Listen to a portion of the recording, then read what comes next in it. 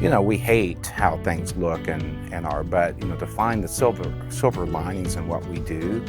And I know through these processes that our directors have gone through, the students have gone through, that we have found the joy, and the silver linings in everything we've done. And, so where the season's a little shorter, because I know today is, tomorrow would be the last day of their, marching band shows.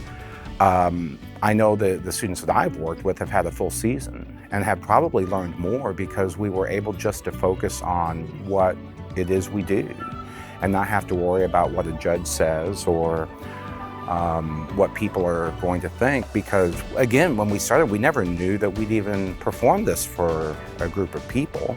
And so every day was, well, let's learn the music, let's learn the drill, let's learn the choreography, put it all together, and at the end of the day, we're going to perform it, and we're going to be happy with what that is. And I think that has really, for me, it's brought a lot of joy. I've had a great time working with the kids and feel like they've gotten a lot out of it. I'm sure kids were disappointed because everybody likes a good competition. But I think hearing what it was we were going to do and having sat at home for so long that anything was better than nothing. And I haven't really heard too much. I know we maybe, lost a couple kids because they, were sad we weren't going to compete.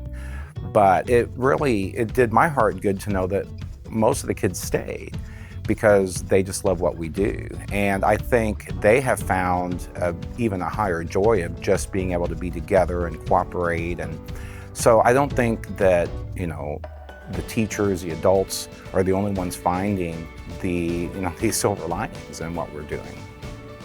Again, I think you've seen the growth. I mean, I know last week at the first showcase, you saw groups performing that normally wouldn't get to that level of performance until October, because we know that you may get one shot. This may not work a second week.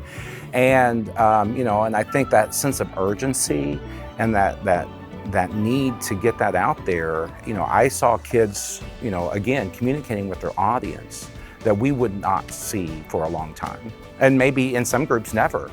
And I think, that makes it all worthwhile.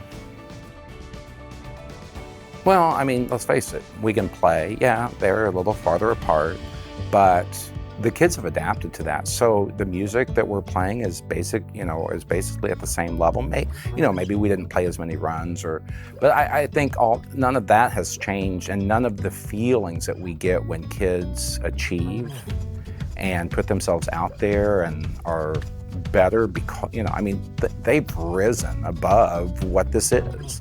That's the same anytime when kids, persevere. And that's what, so that's a great lesson.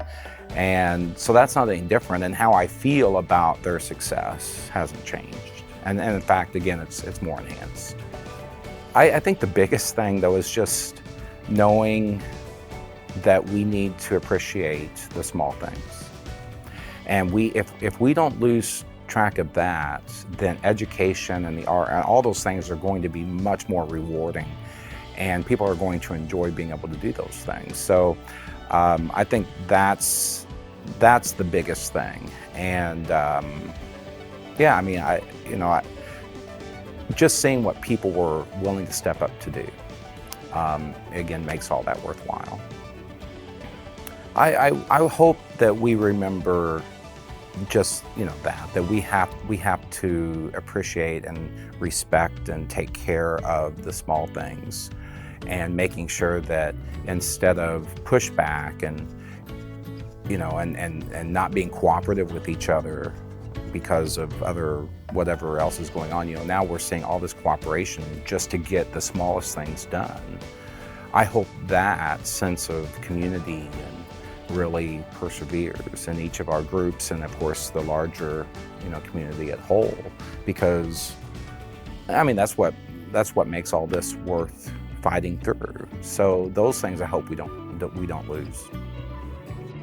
I'm so grateful for all the people who have made the showcases work. You have all the directors who again, I mean, as we had to be flexible through every series of protocols, at one point it was going to be this, and at one point we had talked about, oh, you're going to have to perform to the front and then the back and the front and the back, and and people being okay and trying to see how that could work, and so making this work, and then the booster groups supporting their groups, and like how masterfully the central boosters worked through last week and just made, and we're flexible. I mean, because there was things that were happening on the fly that they just had to, okay, well, then we're going to do that now. And I know the North boosters and getting ready for this weekend, so all of that. But there's just so many people behind the scenes that have either, just even reading through the protocols to make sure we haven't missed anything, because, the worst thing that could happen would be for us to have missed something and somebody, gets sick from that. I mean, we don't want any of that. So the hours and hours that went in, I mean, we walked through we would walk through the areas and make sure everything was just so and send those on for approval. So, just the appreciation for people doing that. And then, of course, the spectators. I don't know how people feel about, congregating, because we know that, I know outside is a little bit easier, but, there's still things that they have to be careful for them to come out. And this past weekend, the support and the cheering that they did for those kids, I mean, I just was so proud, because we want them all to adopt every kid. And that's really how our thing should be, because even if we go back into competition, even though Wrights is competing against Central, the cheering should be for the kids. The judges decide that, and that's irrelevant of anybody clapping. So, if we could keep that, that's another thing. If we could keep that, spirit of supporting all kids, because that kid out on that field could just as well be mine as in that other group. And so for the spectators, really appreciate you stepping up for all the kids.